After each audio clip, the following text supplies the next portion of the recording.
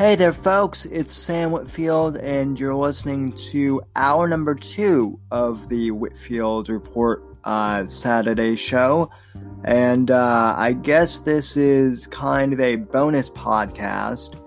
But what you're about to hear is me jumping on a podcast with my friends Sean and Alex, who host Real News on the Versa News Media channel. They're also fellow conservatives, and I met them at Penn State. I've actually had both Sean and Alex on the Whitfield Report podcast before and on my live stream. And as of last month, I started going on to their live stream and their podcast pretty regularly. And usually what I do is after I finish the first hour, as I like to call it, of my show, The Whitfield Analysis, I start another stream on my YouTube channel, and then I go ahead and,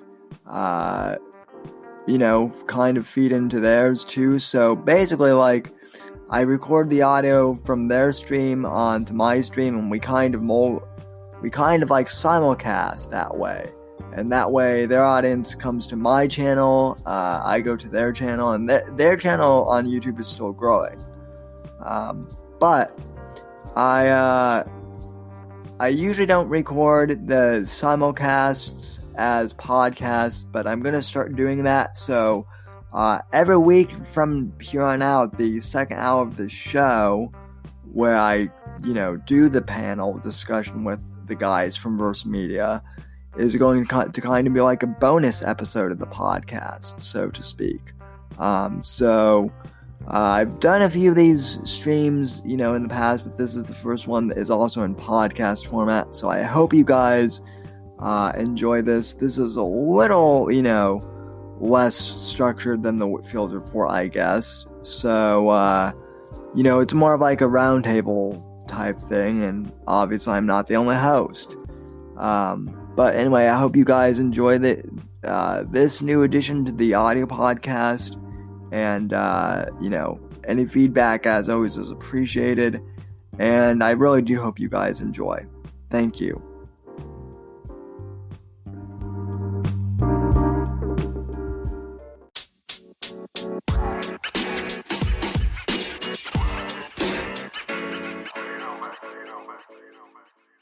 To join Apex Gamma and the Versa Media crew for, I guess, a conversation on the drug war tonight and the war on drugs.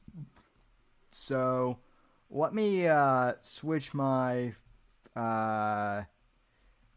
input for Discord so that you guys will be able to hear the audio, and then I will come on, and then I will just jump in. So and I will also link to Versa Media's channel as well, so hold on a sec. Let's see, voice and video. Okay, output device, multi-output device. Okay, so you guys will be able to hear Discord. Sorry for those of you who didn't know what you were listening to before. I know that must have been confusing for some of you watching the live broadcast, but like I said, I'm jumping in with Versa Media right now. And, so, anyway, here is Versa Media's channel link. I'll post that in the chat, and I am going to jump in now, so. Given to me by the doctors. So, that's a whole nother area, is the whole, specifically with opioids, is the legal drug addiction. Mm-hmm. That's crippling the nation. And they call it accidental overdose. There's no accident. The doctor has become the pusher because of the entire infrastructure of the system of that. You can't pay somebody's insurance to see the doctor unless they have a medical necessity. And the only way that they could prove medical necessity is if they give you a medication. That's how they prove you're sick. And that's how insurance will pay. So it's an endless spiral to get somebody addicted. And then the doctors make so much money off that prescription pad. That's what Yep. angers me more than street drugs. You know what's going to help, though? You know what's going to help with that whole situation? Decriminalization. No. Even better. I got an even better solution. You ready for it? Yeah. Yes. All right. Celebrities giving a black and white presentation on Twitter, a PSA on Twitter. That'll solve literally everything. That will stop it overnight. Everything. I mean, you see them left and right. Look, hey, you see these actors. They're taking responsibility. It's amazing stuff. And who was the mother of that? Nancy Reagan. Just say no. Mm-hmm. Yeah, I don't know. Here's my thing with the drug issue too, especially with psychedelics and stuff. Is there's so much misinformation out there. It's really hard to find the true information about this, because I know too earlier you said that it could last 2 days with an LSD trip, because that's, unless you're taking some sort of insanely high dose, it shouldn't That last. was my experience. Okay, that it shouldn't last more than 8 hours, because I have a friend who's taken LSD multiple times, and it does not last usually longer than 8 hours or so. Yeah. Now, I will speak to the fact that the effect, psychologically and emotionally, can last up to a week. They've affected me really positively in a real way for several days afterwards. But the actual effects of it, the drug itself, 8 hours, maybe 10, if I've taken a bunch, or I took a bunch rather. Yeah, no, and I agree with that too. The actual seeing stuff, the physical weakness, the, mind fuck that you go through, that will only last maybe, 8 hours, 10 hours. And even that comes in waves too. So that to say it'll last for multiple days, sure, the realizations that you have, that can last for the rest of your life. But, that's more of meditation. Yeah. If you meditate, you can, you kind of learn about yourself. You have these questions, these sort of philosophical internal dialogues going on. And that's sort of the good thing. You're dealing with problems that you might, it's kind of like meditation, but instead of that sort of discipline, because not everyone has that discipline, or they might not have the time to go and dedicate to meditating every day. And they might have this breakthrough after a few months. Because I used to meditate too. And I never really got to that high of a level that my good friend describes. Psychedelics, they're not. Oh, sorry. Psychedelics, they're not addictive. There's no tolerance. It's not physically or mentally addictive. No, in fact, it's not. It becomes much less fun the more you do it. They don't work. You don't. It's not fun. It's they're actually, most of them are the perfect drug in that sense for me. Again, it's been years since I've even considered it, but now I'm fondly reminiscing. I'm just kidding, but no, when I first started, the first psychedelic I ever did was mushrooms, and I took a relatively low amount, or small amount, and I was with good friends. And I didn't know where they came from, so whatever. But they're mushrooms. It's not hard to tell that it's a mushroom that you're eating, albeit dry and disgusting. But that first time actually was really scary. It wasn't what I would call a bad trip, but it was the first time that I was like, oh, okay, it's that I need to figure out. And that summer, I took mushrooms, about the same amount, almost every week. And a couple of times I tried days in a row, and that's when I found out that I don't like taking psychedelics that much, because it defeated the purpose for me. And the profoundness of my introspection, which is what it's all about in my perspective. It's all about inward. It's cool shit happens outside of you if you look around at the walls, whatever, but close your eyes. That's where the things happen. And for me anyway.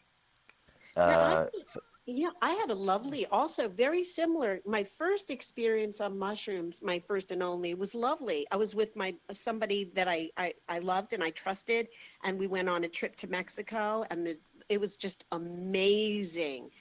So I've had two experiences, one with acid and one with mushrooms, but this conversation really isn't like this serious addiction. This isn't about that.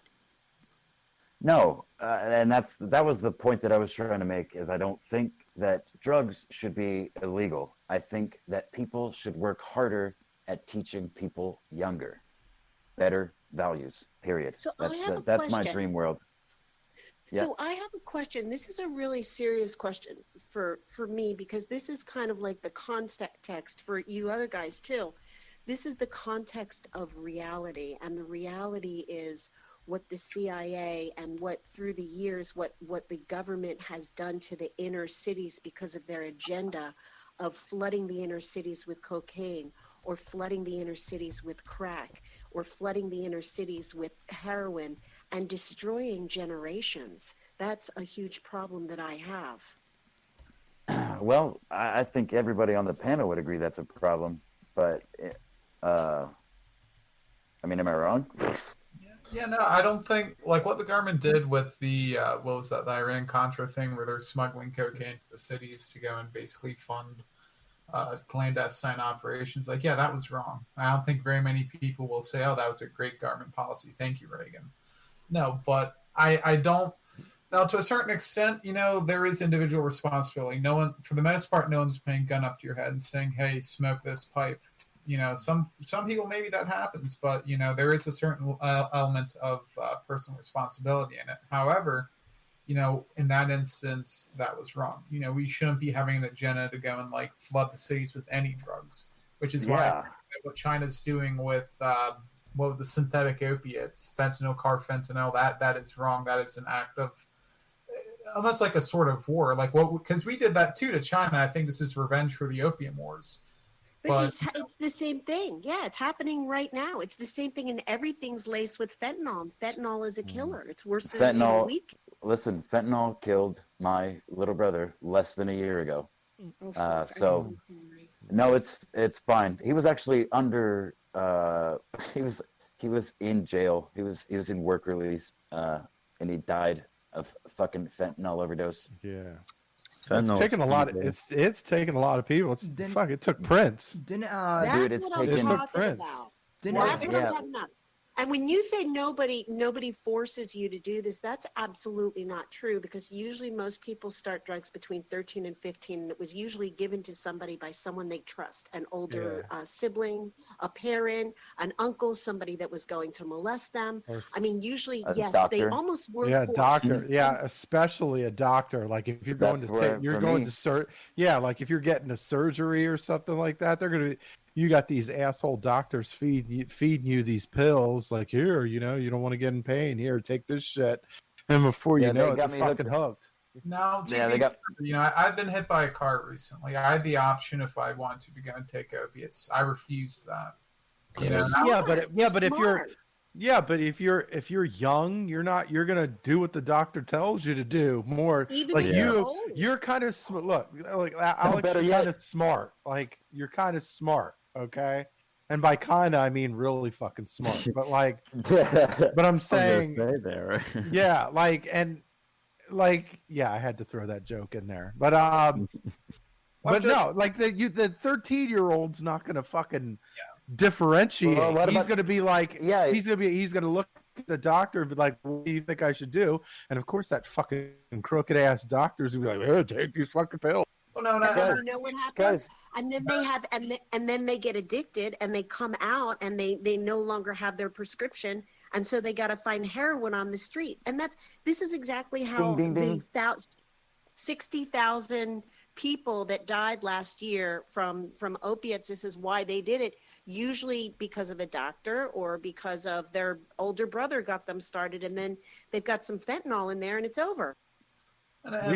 We don't punish people anywhere close to we don't punish those fuckers anywhere close to hard. Like that's the ultimately that's the problem. Like you have these people that are doing all this shit and they get these really light fucking sentences, and it's like you had that one chick that was running a fucking pill mill in Louisiana, and she didn't even, all she did was lose her license or whatever. Like, they didn't fucking.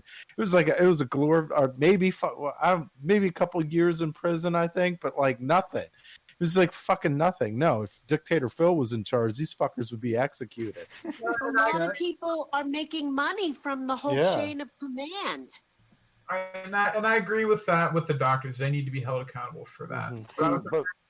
Was with the crack epidemic? You know, I imagine most people. You know, sure there were some people who were like forced into it as a kid, but that's not everyone either. Like I know a lot of people in college got cocaine addictions like fully on their own free will.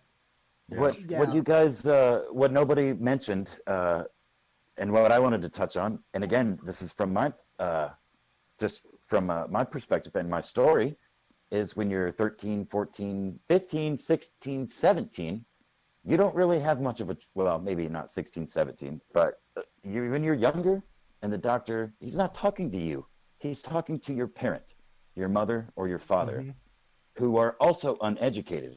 This goes back to what I was saying, that people are uneducated. They're not educated on the right things. And that is most, I believe, mostly an act of subversion on various levels that I can't define, you know, specifically, but I see it all the time, the older I get.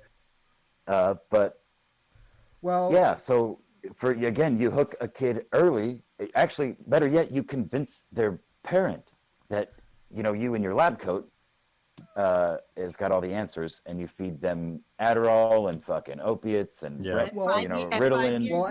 And you create an addict, correct? Hold up, because Apex made a really good point about that. So a few things. First off, I have to disclaim that we are multi-streaming on the Whitfield Report's YouTube channel. Oh shit! What's up? What's up, Whitfield Report gang? Number two. What's up, Camus? Number two, I have to disclaim that I'm also.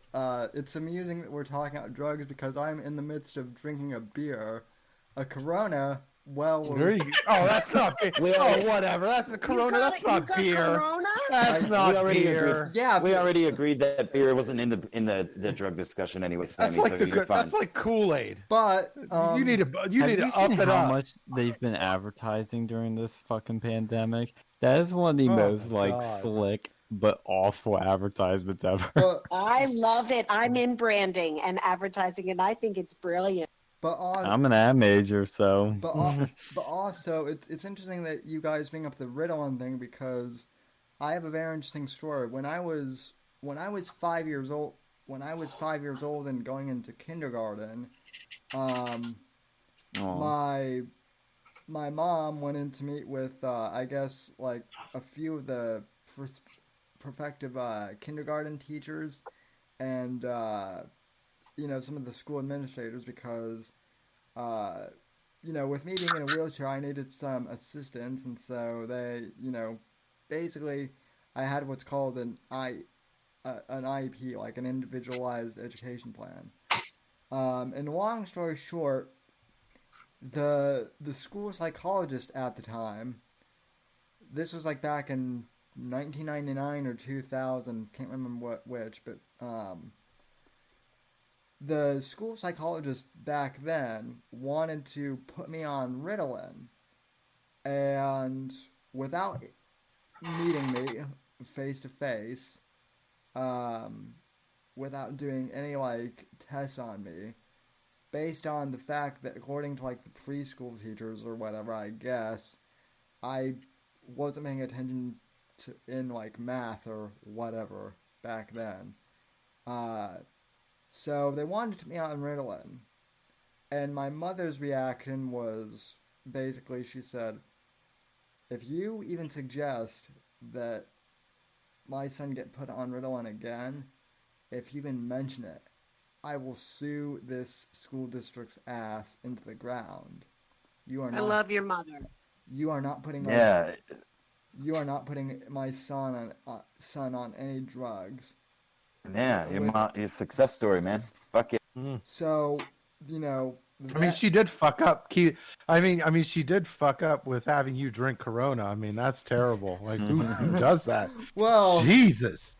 Well, I mean, he is beyond her control now. You're not go on that one, are you? Well, oh my God! I mean, Corona. Ugh.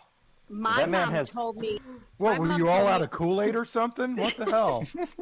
My mom told me only truck drivers drink beer. Shit, I'm drinking a fucking ice house right now, guys. Ice house. I have for real. I also have Budweiser, but unfortunately, it's not in the fridge right now. So, Budweiser's not that great either. I like that Yingling. Yeah, no. You know what? You know what I heard that Corona is? It's recycled homeless piss. That's what it is. Oh, so they got from Seattle.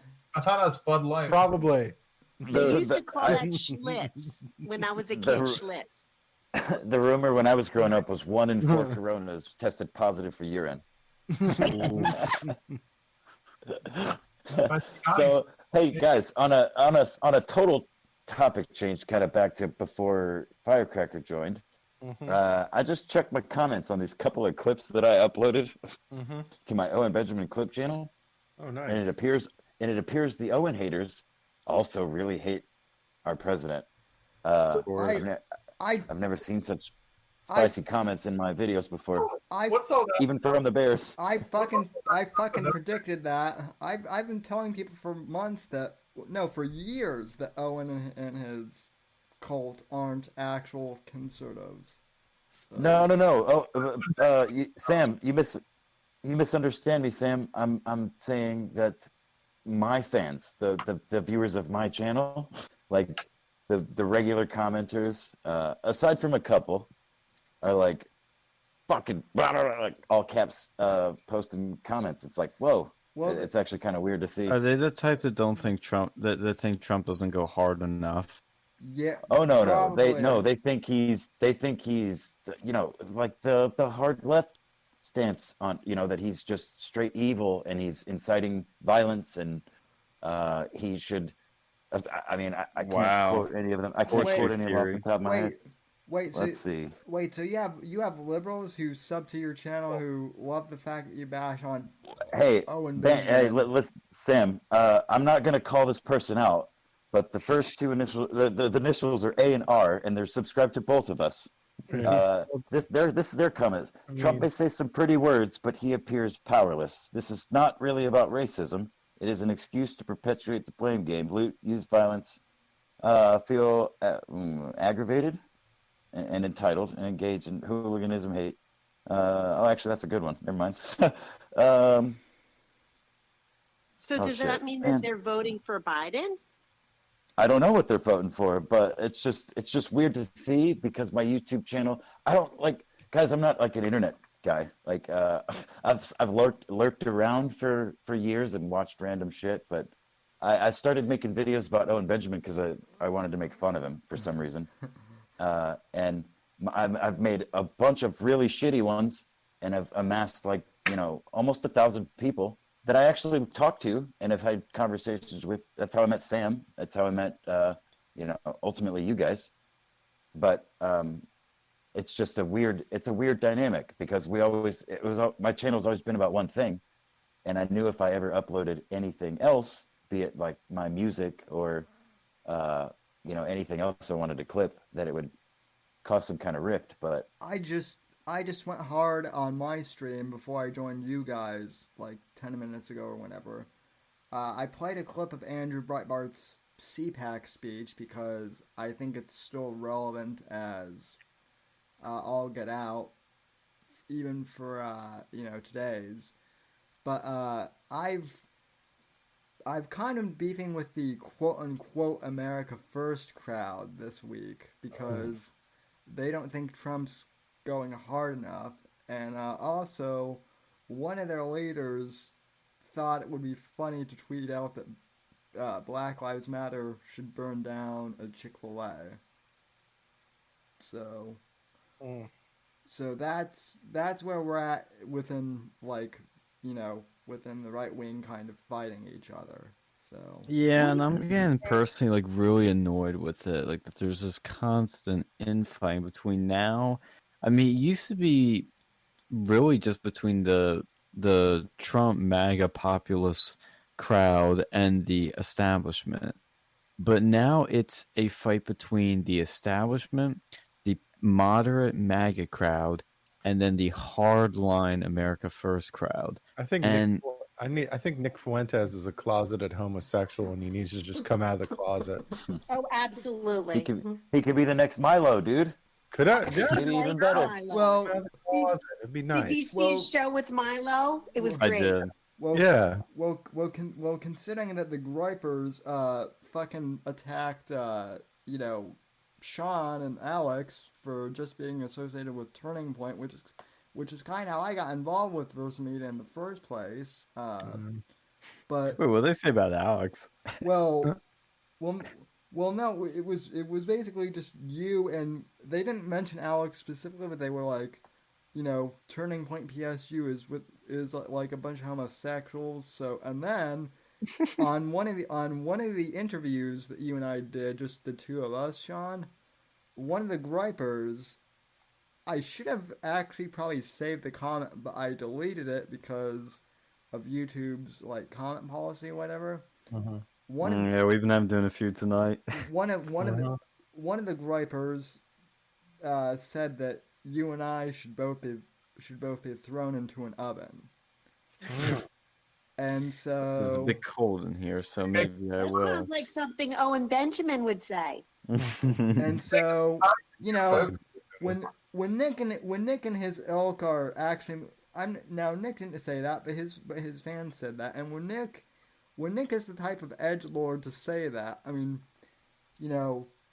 basically, I'm only like a few years older than a kid, but I feel like he needs a spanking from someone. So He'd probably what you talk. Nick would probably enjoy the spanking because he is a closeted homosexual. So I knew you were going to say that. What were you trying to say, Alex? I heard your thing was going out again. Yeah, I was asking if someone's baking the pie because I keep talking about ovens over here. yeah, he probably made pies too. So I got a little clip of Trump saying "kung flu" Did he from the say rally earlier. Yes. Oh my God, he fucking said "kung flu," Yes. and it's awesome. I don't know where to post Did it. you guys see him throw the he really The water. Oh my God, I loved it. Yeah, it was amazing. Trump with the water, the glass of water. Mm-hmm. Yeah. Yeah. Benny Johnson has made a post. And it says "liberal tears." Mm-hmm. As you hold the water. Meme material. That's what he turns out every rally. Dude, that's exactly what he was doing. I mean, you can't give him. I can't give him enough credit. You know what right now on my live stream, because on my live stream people can see my camera. Speaking of memes, right now I know that Alan Powell is lurking in my chat and probably just like screen capping my screen of me drinking Corona to make memes. I can see you. I can say hi. I can see you. So. Well, one thing when you mentioned the Groypers and all these people, I felt like the one thing that happens, like when Nick says these like edgy tweets and when people say these things in our comments, we always talk about it because it's hard to not look away. Like, let's be honest. But the double-edged sword to that is you give these people attention, and that's how they rise up. Well, and I'm not saying like we shouldn't talk about, but what I'm saying is, it's kind of like with Richard Spencer. He wouldn't be given. And I'm not trying to lump him in the same camp. Everybody says that, and they are different people. But the reason even Richard Spencer, we know who his name is because people wouldn't stop talking about him. And there's certain sort of things that you just can't not talk about, but people deliberately like find stuff and like deliberately talk about him. And Nick is, I have complicated feelings on the guy because I don't know what he really believes. I've heard what people have said he really believes, and that's what concerns me. And the people he hangs out with concern me too. But he seems like somebody that does understand what he's doing. He's a talented and effective individual, but he needs some really, like, he goes too far with certain things that it can come off as not like Like when Milo goes like edgy and hard and provocative, that's what it is. But when Nick does, he goes too far, and it's kind of rude and like jerky. When Milo does it, it's obvious it's satire, and it's trolling. Yeah, it's obvious. When Nick does it, it's kind of like serious and weird. It's kind of like, is he joking or is he?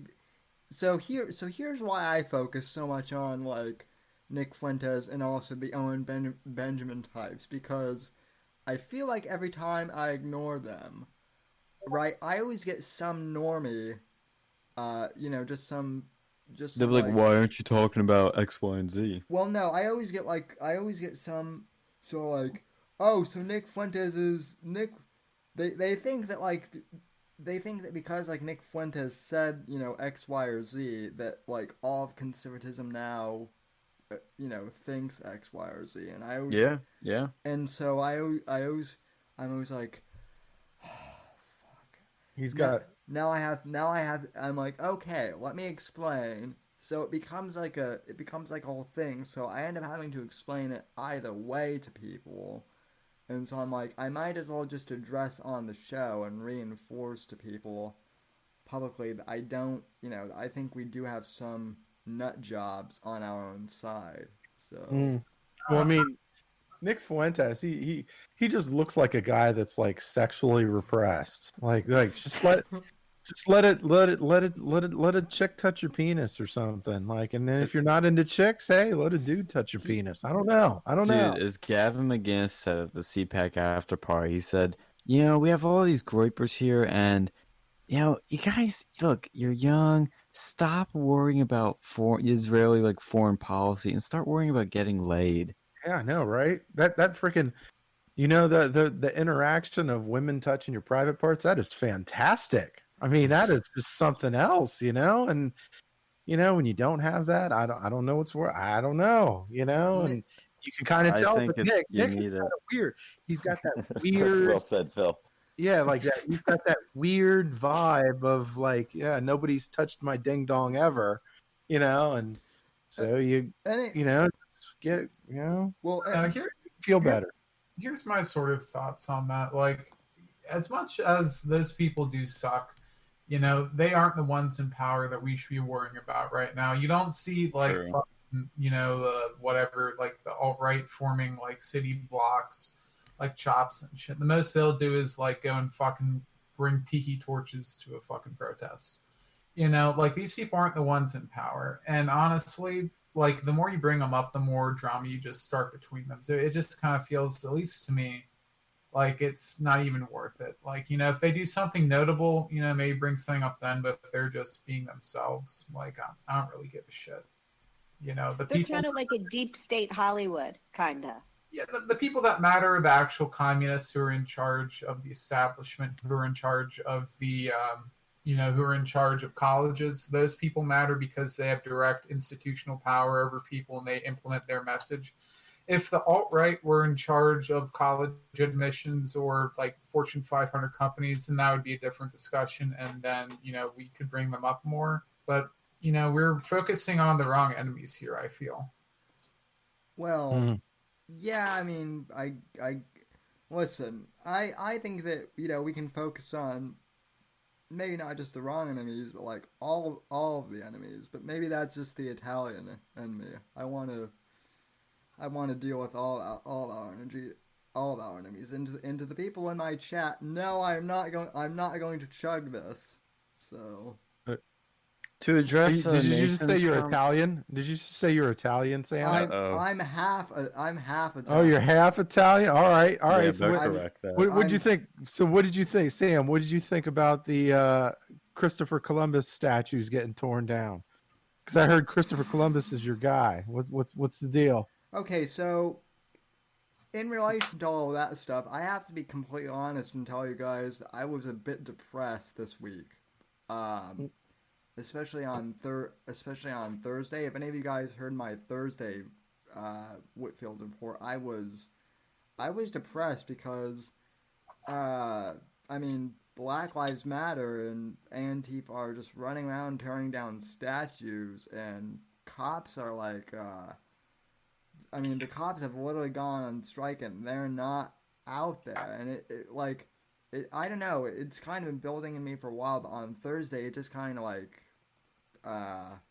you know, like I wasn't even mad enough to scream. I was just kind of like, oh, you know, I was honestly in a depressed state because I feel like, you know, America's burning down and almost no one is doing nothing about it. So yeah, the Christopher Columbus thing pissed me off. I'll tell you what pissed me off even more was the George Washington statue. Yeah. You want to talk to a guy who's my guy? It's not Christopher Columbus. George Washington is my guy.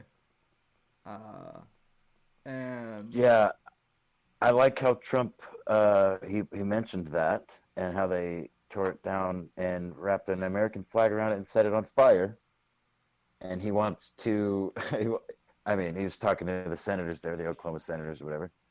And he's like, he wants to institute or, you know, or build some legislation that, you know, enacts jail time for 1 year if you burn the American flag.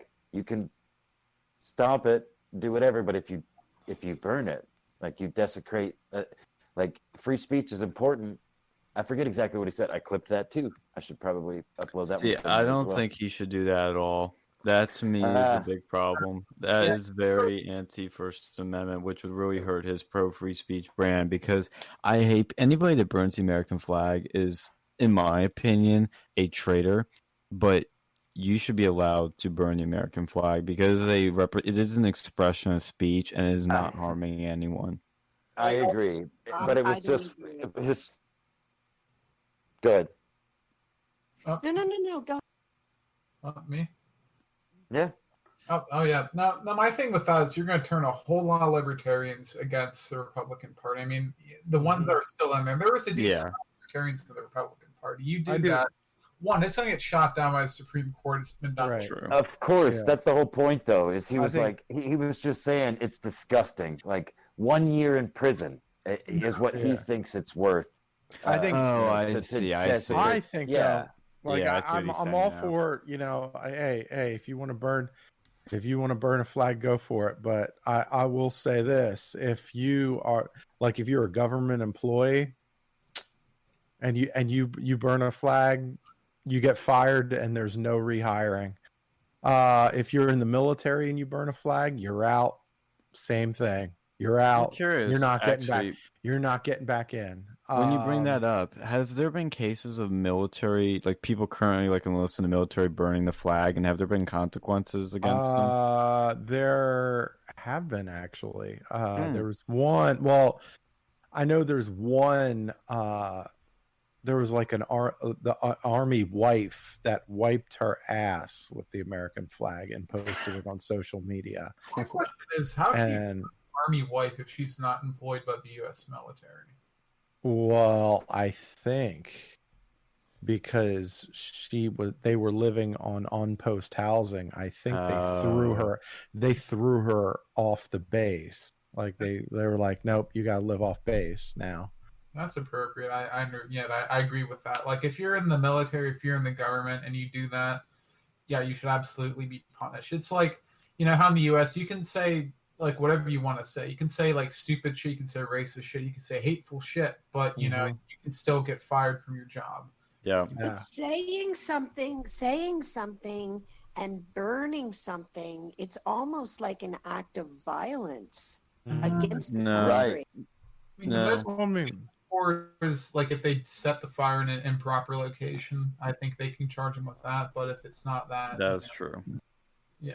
Yeah, the Supreme Court has ruled that, I mean, because they've had these cases brought to them, that flag burning is protected as long as you are doing it sort of, I don't want to say, well, I guess controlled is the right word.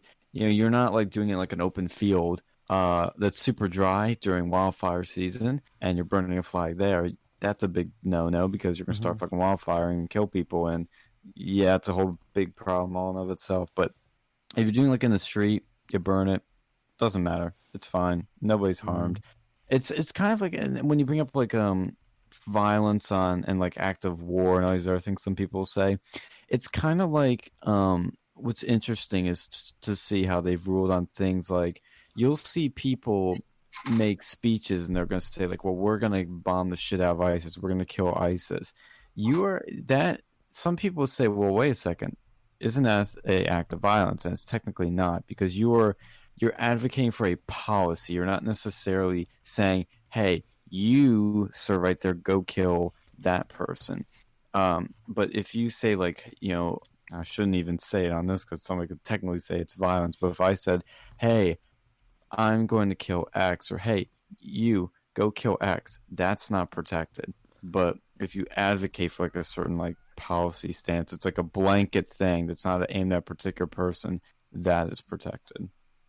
Well, that's kind of interesting because that you bring that up, because I mean, again, not to bring up Owen Benjamin, but that was actually where the trouble started with Owen for me, believe it or not, because he basically like falsely accused a friend of mine of trying to like poison his kids through some ridiculous, which was ridiculous to begin with. But then he also said, if anyone comes after my family, kill all of them or something. So he basically made a threat on the live stream, and YouTube didn't do anything about it, and like the people who, he threatened, like they weren't able to bring a lawsuit or anything. So yeah, that's kind of interesting that we're talking about that, because Well, I think if you say, son's going after my family, you can be inferred that he means violently, and that would be, self-defense at that point, or defending people who are defenseless, which I feel is different. Like if you say, hey, if you come and like smack me with a stick, I'll smack you back with a stick. That's not really a call to action. That's just saying, hey. It's like gay foreplay. What it amounts to. I'll slap you with a stick, you bitch. What it amounts to. Looking for his call to action. In this case, though, is not only did he falsely accuse these people with no evidence, but he spelled their names out on a live stream that I was actually watching, and doxed them, and inferred that he wanted people to do something about it. But don't do anything about it. But somebody should definitely do something about it. These people are dangerous, and violent rhetoric without crossing that line. I mean, I think he actually did, but it could be argued, I think, legally that he didn't, because he never said go kill those people, as Dexter, I think, was just saying. There's the legalese is. That's another thing. There's a lot of things wrong in this country, but it is mostly good, I think. Yeah, I see. You have to go, Donnie. So thank you for coming on. Yep. Thanks again, as always. Well, thanks for having me. Appreciate you guys. Puppy duty. Have a good night, Donnie. You too. Bye. See you, Donnie.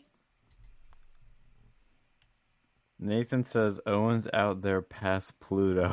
Yeah, I think he's further than that. Yeah. He might have an actual mental illness, like honestly. No, he definitely does. And to be quite honest with you, like I can hardly stomach it. I used to so enjoy making fun of him, but it just got to the, You feel like you're beating up a mentally ill patient at some point. No, right? What the hell's wrong with you? To be honest, cracking on mentally ill people. What the hell? Yeah, piece of shit here. My little brother died, and it like everything lost. Everything became, including that. I made really shitty videos, just with a fucking screen recorder on my phone.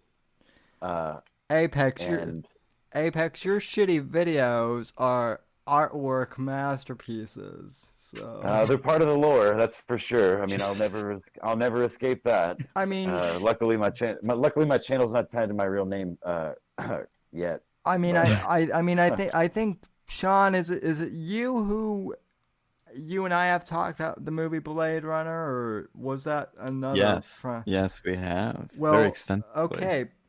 Well, people have said that Blade Runner was a shitty movie when it first came out, and yet Blade Runner is a masterpiece. So, Yeah, maybe he's got the next Blade Runner on his hands. So what I'm trying to say is Apex is the Ridley Scott of YouTube troll clips.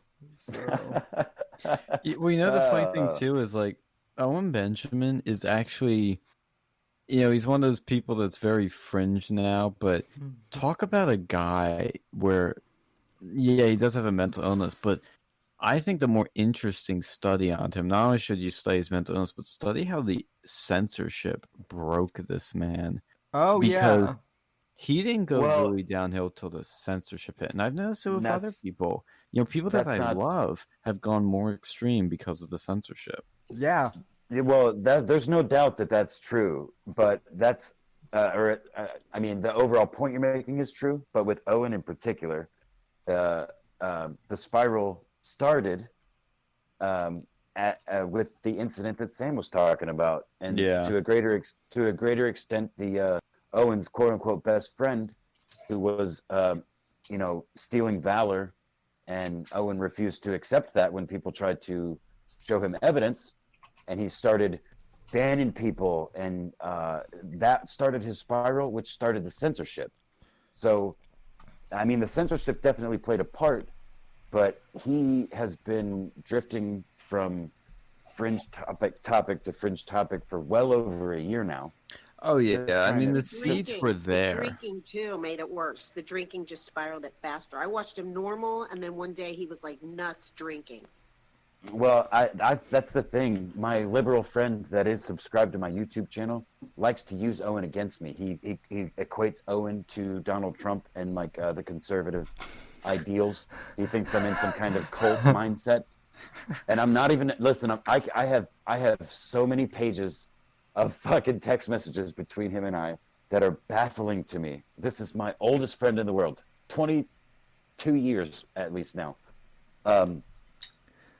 But shit, what was the point? Most people don't even know who freaking Owen is. He uses Owen against you. Oh yeah, he uses Owen against me because he thinks that again that I'm in some kind of cult, because all he's seen of Owen is what I've posted in clips, which is me making fun of him after he lost his shit. But when I found Owen, that dude wouldn't even say Jews like on stream. He would be like, he would play parody songs all day, just play piano, make shit up, look at the chat, talk to people, look at memes, and he would be playing a song about a conspiracy or something, and the line he was saying would so clearly rhyme with Jews. And he would stop, and like his brain would work for a second. He would say Saudi Arabia or something, like something other than, you know what I mean? And I was like, that's schizophrenia. He's a totally different person. Paranoid schizophrenia. Kind of, yeah. It kind of looks that way. But he was the point is he was very normal. He seemed like I remembered seeing his stand-up many years prior on Comedy Central, at least one of them. And he looked kind of familiar as an actor. I wasn't sure from where. House Bunny. Yeah, right. But you know, seeing him on YouTube, he seemed like a red-pilled fucking Hollywood dude. He's like, yeah, dude, I fucking cut trees down and with my brother, and I'm all about family, et cetera, et cetera. And he played piano for a couple hours. He wore his glasses and drank coffee. You know, eventually opened packages from his fans. You know, where he opened a package of gummy dicks, and then it all started. You know what was weird was, like, back in the day when he was normal, when I first joined, you know, the thing with John Eric Hayden and all those guys, I remember, like, after Owen got kicked off of Twitter, like, I was saying, hey, Owen, you should talk to Milo Yiannopoulos, because, you know, he's been censored by Twitter, too, and I feel like, you know, you guys are both funny and you guys both have like a good sense of humor, and I think you guys would really hit it off. And Owen's response to me in the one DM that like where he and I interacted was, Sam, I don't know. Milo is you know pretty controversial, and he's been associated with the alt-right before, and I'm just not sure if I want to, you know, associate with that level of controversy. And so like he was originally afraid of being lumped in with, you know, Milo, because Milo is quote unquote too controversial. Then he goes from that to screaming about Jews in just a matter of months. That's to me, that's what was so mind blowing. It wasn't like a progressive. It wasn't like an overtime thing. To me, it was like pretty quick. To me, it was like it was actually it was overnight ahead, almost. Sam. It was overnight almost. So He did a Britney Spears. It was a psychotic break. yeah. Well, and it all. Listen, the timeline is very easy to follow. It's kind of convoluted and it's pretty long, but it's very easy to follow with channels like Milker Nation, especially on YouTube, who's done a pretty good job of, doing what I do, but way better production and resources. But again, it started with the incident Sam talked about, and then. Listen, he was groomed into the internet by Steven Crowder. That's where all of what he is now comes from, because he worked for Steven Crowder. He wrote bits for Steven Crowder. He was on his show, etc. And he called him his best friend for a long time. Yeah. And then I think that's how I found Owen. Yeah. And then one day Owen. Actually, you know what? I found Owen through Dick Masterson way back in the day. Anyway, oh fuck, my brain's not working. I lost You my were point saying again. how he came in. He came in through Crowder. That's right, Crowder. I thought it was Alex Jones. Oh no. Steven Crowder was his the Christian part that he's still trying to play, because that the Christian thing, that's essential to his place on the internet and his making money.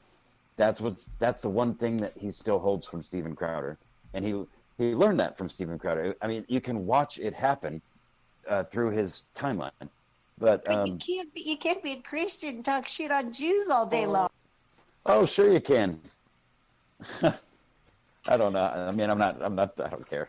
But well, one thing I'll pivot to. I would say I actually don't like talking about Owen anymore. But I mean, the overall point of him as a mental, health patient on the internet with influence is relevant. That's the whole reason I started making videos about him. It's a good thing to bring up. It's astounding, honestly. That's all I was gonna say. Well, and the other thing too, to your point about Owen being a Christian, too, is he recently went off on the Holy Trinity too, and I didn't. Yeah, Alex wanted to. Yeah. What did you wanted to pivot to something? I heard that though, Sam. Oh yeah, I was gonna say that what this kind of all these sort of like right wing media figures and e-celebs remind me of. I recently discovered, well, I should say technically rediscovered, because I didn't realize I'd seen him before, was Lee Stranahan. This is somebody you brought up, Sam. I was going to ask you about this, but I never realized. I saw this guy because he was on InfoWars, a Band video talking about Steve Bannon and how Bannon was really actually pushing for John Bolton to be in the White House. Yeah. And how Bannon is actually anti-Trump secretly. I mean, there's some... And to give some background, Lee Stranahan used to work for Breitbart as one of their writers. I forget exactly his title, but I didn't realize I saw this guy at the National File event on day one of CPAC. I looked at him like, this guy looks familiar. Where did I see him before? And I figured out, I was like, oh shit, it was that guy. And I've seen quite a few things about him now, because he talks some stuff about Bannon. He said some not so nice things about Cernovich and Jack Posobiec. And also not so nice things about Milo, which I'm like, I don't know how I feel about this guy. I'll be honest. Well, I have to be honest, Sean. I'm not that much of a Cernovich fan anymore, for various reasons, which I don't want to get into quite yet. But there's a documentary coming out on Cernovich very soon, which I think, will be pretty interesting. Who's making that documentary? Well, one of my affiliates. So, Here's what I will say about Cernovich.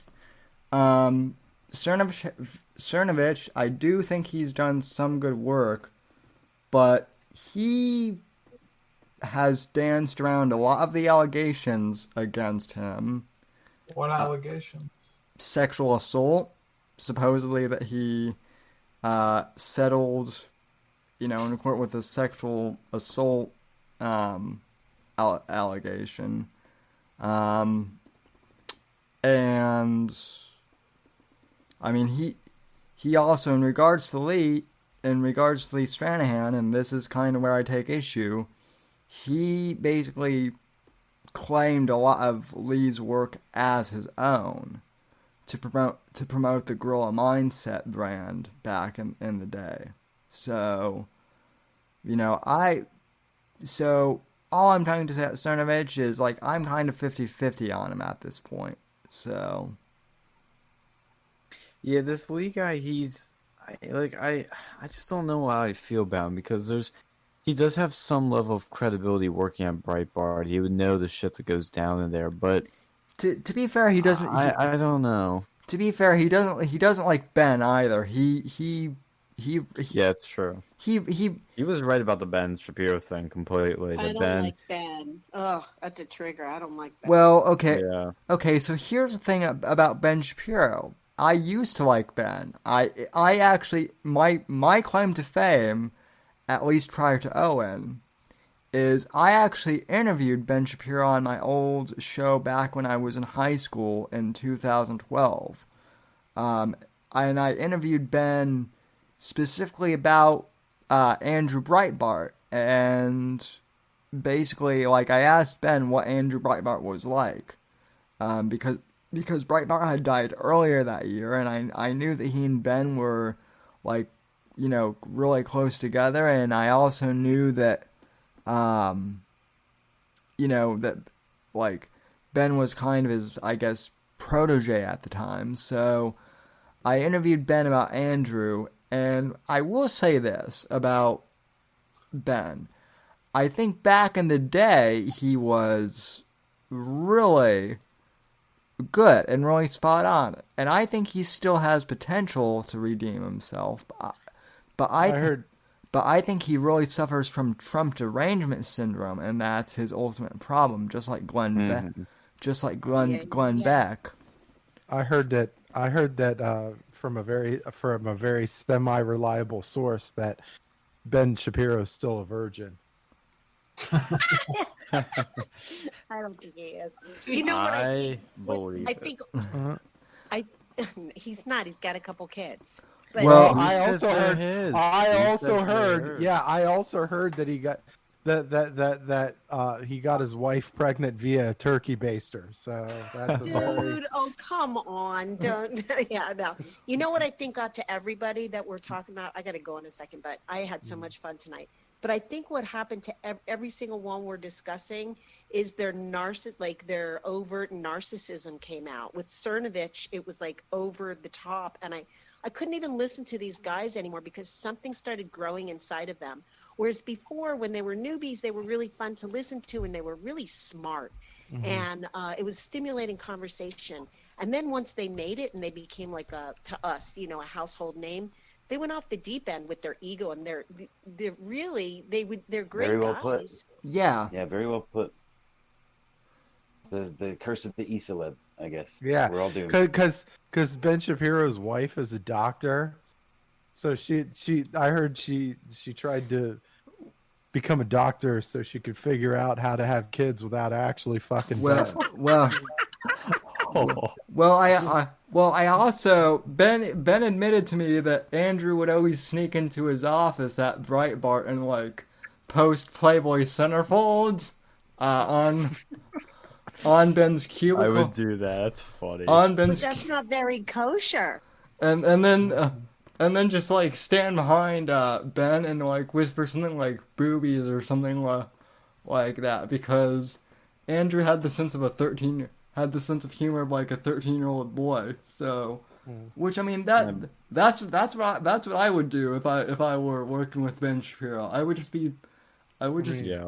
I would just be going up to Ben every 5 minutes and just whispering, boobs, boobs, and just like probably triggering him or something like that. So, Well, speaking of right-wing e-celebs, I want to pivot to one more thing, which is that Lauren Southern is back. And she's got dark hair. She is back and rocking a brunette, her natural hair, man. probably. I got so excited. Oh man! I- And that They're video. saying she's rocking black hair for Black Lives Matters.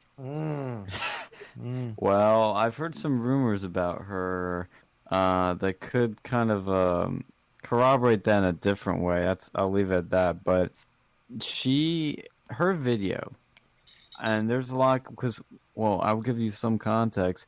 When we interviewed Milo on our channel, it was after he wrote that article about these two cameramen that were in right-wing circles. Now they were basically trying to sabotage it, take money, dox people, and ruin people's lives. They're total phonies. They took money from Tommy Robinson. They tried to dox. I think they did dox Gab McGinnis, and Lauren Southern knew what they were doing, and she kept them around. And I think she even did some other stuff. I don't know how deep it goes, but she comes out with this video of, oh, I'm back, guys. Oh, I was just taking time off with the kids because I was pregnant. I found a guy. She didn't really dive deep into like her husband much. Like, oh, I found him and he's like so magical. It's just like, oh yeah, I had kids, which I kind of think the first pregnancy was a bit unplanned. That's my guess. Not saying it's true, but that's my guess. She has a second kid on the way now. And she's like, oh, I'm going to be looking at things objectively. I'm going to be going in, making documentaries, not with my opinion going into it, but going in with an open mind and asking questions as if I don't know what's going on. And the whole video, something felt off about her, and it felt so freaking fake. It was like the fakest thing I've ever seen. I didn't buy a single word she said from the second it started. And man, Paul Joseph Watson's Twitter, if nobody's watching this, that timeline is savage. I saw that because you were posting them in the Versa Media Discord, and I have to admit, like I said, I was kind of depressed because of the Black Lives, because of the whole country burning down. But I will say, Sean, that you made my day that day just by posting those, because I was I haven't been this depressed in a while because of the whole country burning down. So let me just put that in context. But I was laughing my ass off reading that tweet stream of Paul Joseph Watson. So well, the thing is, the lore behind that is something Milo revealed on the kill stream, which is that Paul Joseph Watson slept with Lauren Southern, and I don't blame him for a second for doing that. But when he did do it, Lauren did what Lauren always does to guys in right-wing circles: is she left them the next morning, high and dry. But with Paul, she left him with something a little special, which was a little bracelet that had 1488 written on it. And for those who don't know, it's a white supremacist, number code thing. And she did as, I guess, some super edgy joke, but Paul did not like that one bit. And he knows a bunch of other shit apparently about Lauren Southern. So it's a fascinating fucking thing. I'll pull up the tweets because they're hilarious. But he was just unloading because she was deleting YouTube comments, calling her out on her past, and she would not reply to him about anything privately, and she leaked screenshots of their private conversations. I think they just need to sleep again and sleep with each other again and just end the whole, the sexual repression, because there's definitely some tension there. There's tension. Well, Sean, wasn't it you who was who DM'd me and was like, I hate to break it to you, Sam, but your e-wife is already married, or I don't know if that was you or something. Yeah. That doesn't mean shit. She's a thought. And then I said thing I'm like, oh, that's okay. Millie Weaver is the one I'm actually after. So, and actually, that's not. even the case anymore because if people follow my Twitter, then you know what I'm up to. So. Ooh. Uh-oh. Hey, Sam's busy. this is boy talk. I'm gonna go, you guys, because I'm not a lesbian. Oh, okay. No, What were you really. gonna Well- say, Alex? So it looks like we got her scared away with all that locker room banter. It's No. locker room talk. And that toxic masculinity. So. Oh, give me some of that. Mm. Okay, you guys, I'm gonna go now. But thank you so much. I really enjoyed it. Have a great night. All right, you have a too. good one. Okay. So all of our women are gone. Now we can really have some fun. Now we can get to the man talk, huh? Mm-hmm. Fucking man talk. Huh? So Lauren Southern, yes, she slept with every right wing guy in every single freaking like part of the world and got material from them. She's They like, ghost wrote for her. like the fucking birthday cake at a party. Everybody's getting a piece. Hey, except us. We weren't at the birthday party, so Yeah, we weren't invited. I'm trying to get more female guests on the Whitfield report. I really am trying, but You should get Downey, man. I was actually going to tell you that yeah. earlier. You should bring Downey on. I do want to get Donnie on. I'm going to. But I need to DM her because I was lazy and semi-depressed this week, admittedly. So Here's what Paul said on Twitter, by the way. I'll cheer you up. Replaying these greatest hits. This is the best e-drama ever happening right now. He said, I'm not releasing the full Lord Southern info. And then parentheses, he goes, it's pretty bad because she broke the code and released private DMs, which is unforgivable. Also, she went mute after I asked her why she was deleting YouTube comments. Why are you deleting them at Lauren Southern? And then he said, also, I'm totally releasing all the Lauren Southern info unless she films herself taking a knee and apologizing to me. Yeah, totally. Fucking A. Oh my god. Oh fuck. Literally everyone asks, are you okay every time I challenge anyone on Twitter? Yes, I'm doing fucking fantastic. Stop sending these cringe messages. I'm having fun. It's all bullshit. We're all gonna die. Stop freaking out. They're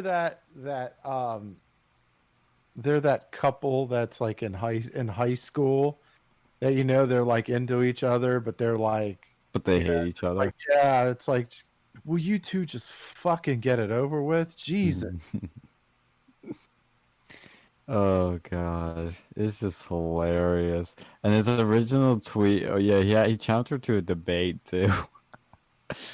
Oh my god. Yeah, and then Lauren started like either deleting or hiding her like tweet replies. And he literally says, like, it can't believe he even said this. He goes, this thought Lauren Southern challenged me, yet ended up deleting literally all of her tweets because she's a fraud. I respect people who stand by their positions, whether left or right.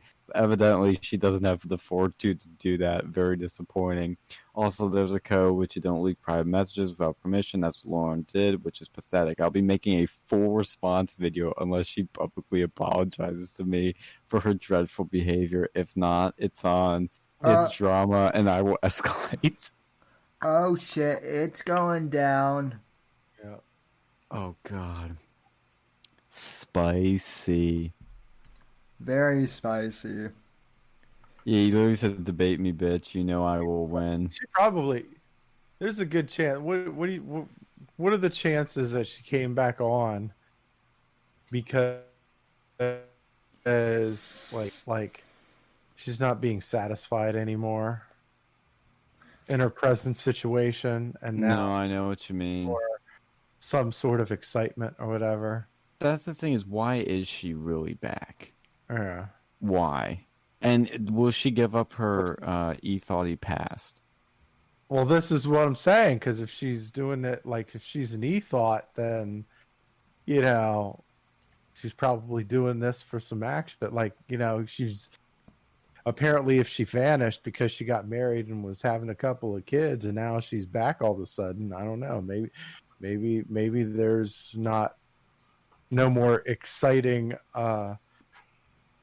personal life, and then trying to look for something. I don't know. Well, like I told you guys before, I mean, I blew it because a friend of mine took me up with Laura Loomer. So, if I had played my cards right, I could have been Mr. Laura Loomer or something like that. Mr. Sam Loomer. I would have made her change mine. Wow. I would what make a trad. I actually told my mom that, and she's like, "Really?" She's like, and my mom's like, "Why didn't you?" I'm like, I'm like, I didn't know how you would feel about about my kids being half Jewish, and my mom's like, I don't care. I just want you. That's not very progressive of you, Sam. I just want you to have kids at this point, so. The tweet that started this all from Paul is when he said right-wing YouTuber suddenly, quote, returns, claiming to be an nuanced centrist, having disappeared at the exact point where everyone else was fucked over and banned for the last 18 months, having thrown them under the bus by funding the very people responsible for that. That's in reference to the cameramen. Inauthentic. And then the replies, he just digs in. He's like, also, why are you deleting response on your YouTube, blah, blah, blah, blah. And then that's when Lauren shows the screenshot that Paul, he was like, the messages he sent on WhatsApp, and it looks like he's asking about deleting comments on the video, and then he just goes, can't answer, fraud, disappointed, so disappointed, you can't answer, so pathetic, Jesus, just allow the comments, it's not hard, pathetic, how dare you, fuck off, leave me alone.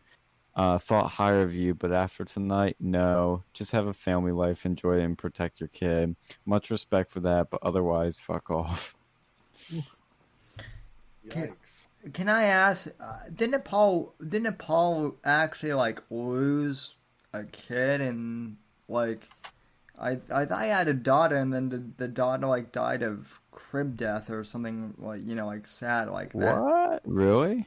Yeah, I could have sworn that Paul was I'm not saying this to be edgy or anything like that, but I could have legitimately sworn that Paul Joseph Watson was married a few years ago, and then he had a daughter, and then she died the same day she was born or something really sad like that, and it broke him and his wife apart at the time, understandably.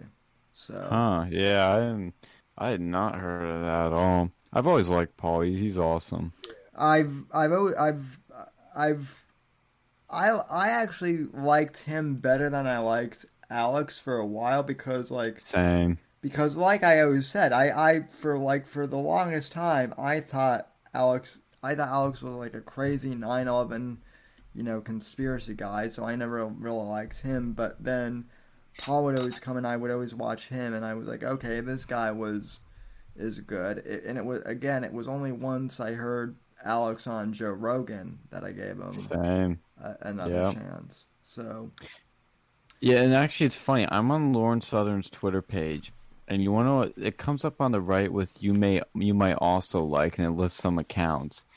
And usually with let's say Trump, it'll list some of his kids or his associates. For Lauren Southern, it shows only one person, Richard Spencer. Oh, shit. It would have been funny if they had Paul Joseph Watson on there. But, yeah, they have Richard Spencer there. That's weird, right? That, Gavin McInnes and, all these other people are banned, but Richard Spencer is somehow, still on. It's almost like he's not influential. It's almost like they need him. The left, that is. It's almost like he and Nick Fuentes are on the payroll of the radical left. So you think they're both feds? I mean, in Minecraft, allegedly, I'll just say, I'll just say allegedly for right now, but Myra claims that Spencer's a fed. I've been proven I've been proven right before. I mean, let me ask you that. Let me ask you this: why is Richard Spencer famous? Okay, that's the first question.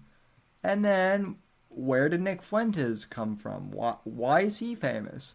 Why is why is like a 22-year-old kid who no one's ever heard of suddenly become like a quote unquote overnight, success? And meanwhile, Well, Nick's a bit different because he actually, I'd known about him before the Groiper Wars, and he had a growing channel that was doing quite well. But what really kicked things off was when Charlie Kirk his security team wouldn't let him take a picture of him and wouldn't let him into that event. And that started trending big time because it was like, oh, why is this conservative guy keeping people out of events? And then Nick starts encouraging Groypers to do certain things at his events. So his claim to fame was pretty organic, and it's not like it came out of nowhere. But I do know what you mean, though. And to be fair, I know you got well actually, this is a bad topic to bring up on air, but I'll just say I don't like Charlie Kirk personally because of some stuff that he did to my friends, which I've shared with you guys about privately.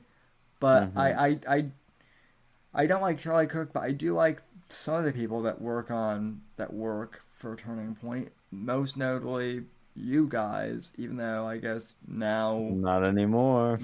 Well, we were different though. Like I mean, yeah, we were kind of Turning Point, but we really weren't. Like we had our own personality. Dictator. It wasn't like we were just right along the line because we've had that one speaking event that I think we went completely against the grain as far as TP went. Like they did not want. I don't think they wanted that speaking event at all. And just no, they didn't want to bring Sargon. We're doing it anyway. Okay. I hate to blast the fucking doors off the hinges then, but can I ask you, what's your opinion of TPUSA now as graduates? Let me just ask that. I think that the local people are good, like the local groups are fine, but the problem is the national organization. It's kind of like the college Republicans, just Republicans in general. Well, the college Republicans are different though, because I think the college Republicans are more. I think I kind of agree with that. Like the Turning Point is kind of like it's a separate, like the local chapters are a separate identity from the national identity. Like you have like a lot of these groups that have their own thing going on, and then it's like kind of different from the national level. And then you have college Republicans, and I said this today in another chat somewhere else. The CRs, they're basically representative of the establishment, but Republicans, they're weak as fuck. Like they're just like weak pushover bitches. Like, and like they just have they'll simp to anything, like anything at all. They avoid conflict. There's no friction. There's no standing up for what I believe in. It's just like, well, we do everything wrong with the Republican Party. They are absolutely the local Republic, like Pence, the local college Republican issues are the same fucking issues as the national, like in terms of the where these people come from. And it's they're grooming. It's like the pedophile groomers. They're just grooming them up to be more fucking weirdos when they get older. Like. And that's exactly what we're doing, because you see it. We've seen it in the years that we were there. They're just the same. They're just the same shady, backstabbing pieces of shit that the establishment fucking Republicans are. It's just like this is part why we feel like Trump is probably the greatest Republican maybe in our lifetime, because he's not your traditional Republican. He's tough. He stands up. He pushes back, and this is something like he is the beacon of strength in a fucking place that sorely needs it. And that and it's like, we know this, and yet it's like the same shit. It's just the same shit with the college Republicans. It's like, well, did you not see the 2016 election? Did you not see the 2018 election? There's a difference between strength and sheer weakness, and you guys are fucking weak. Yeah, well, I mean, it's really, what's weird and sad to me both is that, like, okay, so Andrew Breitbart talks a lot about, in that CPAC speech, he talks about unity, right?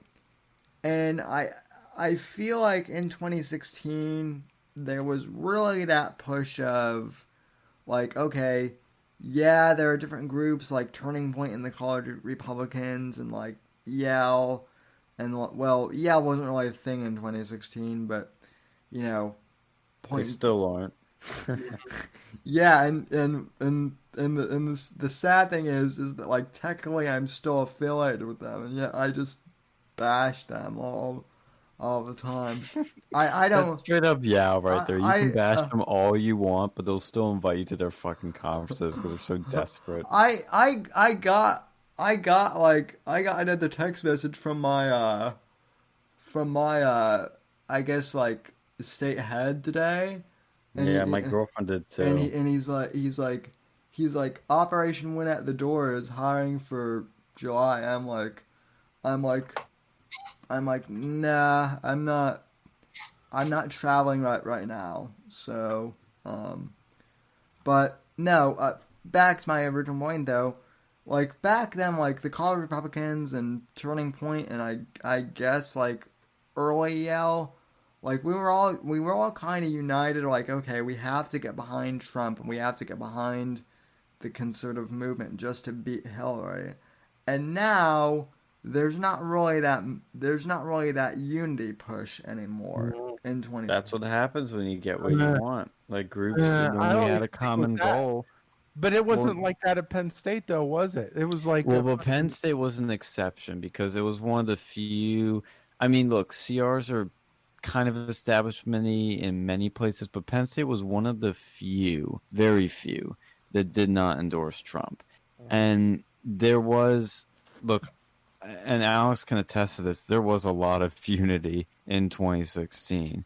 Other than the CRs and some other establishment groups. It was the Trump Club and all that other shit. Well, but here's the thing. The Trump Club, again, this is what happens with a common cause, is like all these different fractions come together and get it, and then they split off. After Trump got in, you had people splitting back into their libertarian shit. That's where we got somebody starting Yale up. You had people splitting off into Turning Point and starting that, which was kind of libertarian, I guess, at the time, kind of, barely. I don't even know if I'd call it that, but whatever. And then you had people even going full on alt-right. Then you had people like me that stayed pro-Trump and maybe evolved on some positions. But there definitely was a split, a fracture, and it has remained that way. And there is some level of unity, but right now it is not as unified as 2016 by any fucking stretch of the imagination for a whole bunch of reasons. But to answer your question, because I'm going to have to shut down the stream soon, is my opinion Turning Point is still the same. The boots on the ground at the local levels, the students are fantastic. A lot of field reps are fantastic. The higher ups in the national part of Turning Point, like Phil said perfectly, is they have a different identity. They are disconnected with the local chapters, and what they think is cool is not what the students think is cool. And that doesn't mean they should be bringing Nick Fuentes around on speaking gigs. No, that's most most people do not like Nick Fuentes, but he has a strong cult following for sure. But they should be bringing people around like Gavin McInnes, Alex Jones, Milo, Crowder, even though Crowder goes through YAF, which is a whole nother story. But they should be getting people like that, not Rob Smith, not Alex Clark. People don't know who these people are, okay? And nobody cares. And you're gonna manufacture people that don't really have their heart and soul in it like others do, and that's part of the problem. And that's why I was starting my little club before Corona screwed everything up. But college Republicans are shit at Penn State, and they're shit in a lot of places. I mean, I was even talking to my boss today at work, and he was telling me like, the CRs in my school were basically just like they drank every weekend. I was like, ours used to do that. Now they don't even do that. Well, that's interesting. Speaking of Gavin, one thing I want to ask you guys about, kind of, I guess, for our final segment, is something that concerns me greatly. So, folks, we at Verse Media / The Whitfield Report and several other podcasts, we use Discord to do voice calls and other things like, share photos, share show notes, everything like that, and several other and just to chat in general. And recently, yesterday actually, Discord sent out a disclaimer basically saying that they were going to start shutting down controversial Discords. What do you guys think about all that? And do you guys have any reactions? Well, it's on par with any sort of tech company. Like, look at what Discord was saying for years. Like, I think Mr. Medicare did a video on that about why he wasn't going to Discord, because, like, the people who run it are a bunch of furries.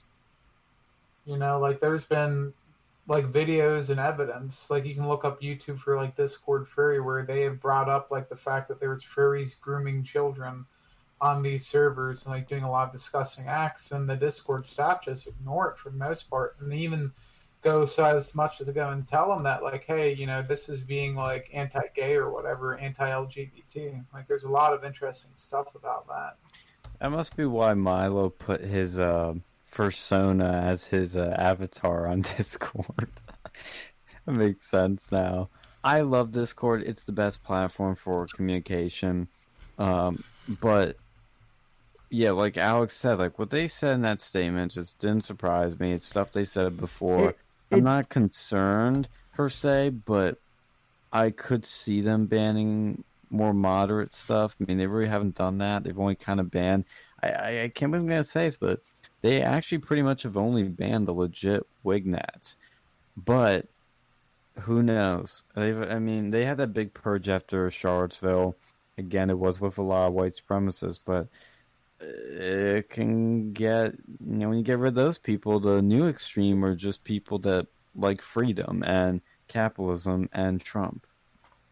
Yeah, I mean, I'll say this. For me, it's like a case of, there are Discords I'm in, like, your guys' Discord and Gavin McInnes' Discord, where, like, I just go in there to meet people, and, like, we don't even talk politics, like, yeah, we all share the same political views, but, like, more often than not, we're just talking, like, life stories, or, like, what type of, music or, movies and stuff that we all like, and what, just like everyday stuff, because we've all been, we've all kind of been, like, marginalized now because we're all conservatives, so now our social lives kind of, at least, where we can be open about it, is now online, so.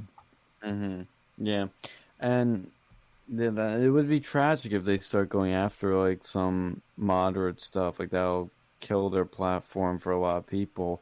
But they've grown rapidly. I remember Alex and I were one of the early adopters of it, and it is a great platform. Like that's the problem with this is what conservatives need to understand is like the problem with these big tech companies and their tyrannical powers is that let's say you get banned from like Google Docs or something. What's the fucking alternative? There is nothing on the internet that comes close to Google Docs. There are alternatives, but they suck. And I mean, maybe the other things like Microsoft Word, but that's freaking it. It's like with these like personal payment things, like Venmo. Okay, you get banned like Laura Loomer. She's banned from Venmo, Cash App, all these things. There's not enough competition, and the other competition is out there freaking sucks beyond the mainstream. And that's the problem, is like we're beholden to using platforms that are the best platforms, but they hate us. So that's the sad thing, isn't it? Yep. I was gonna say something else, I'm already forgetting it, but oh yeah, it was something I want to talk to you off air about, but which we'll get into. Any other final thoughts before we close out for tonight? No, I can't think of anything. We will see you guys next week. Take it easy. All right. Yeah, it's a great stream as always, and always nice to simulcast with you, Sam. Yeah, we have 14 people in here, and we had 20 at one point. So we had 20 people on the first hour and 20 people on the second hour, and also for those of you who are wondering when I'm going to put out the audio podcast, I've started recording the audio directly to my computer for these, so I'll just be able to manually put them up because, YouTube is still holding up my streams in, processing purgatory. So yeah. I've just taken the initiative to record the streams manually if I can. So, Yep. That's the sad reality of it. But we'll see you guys next time for another Real News Anarchy, and we'll keep watching the Chop and keep you guys up to date on everything. So as always, have a lovely day in whatever this country is becoming, and wash your fucking hands still. Yep, God, freedom, legacy in that order, as my friend John Nero used to say, and God bless America. I'm never going to stop saying it until, even when Antifa does try and kill me, I'll never stop saying that. God bless America, and fuck Antifa. So, Amen. Goodbye.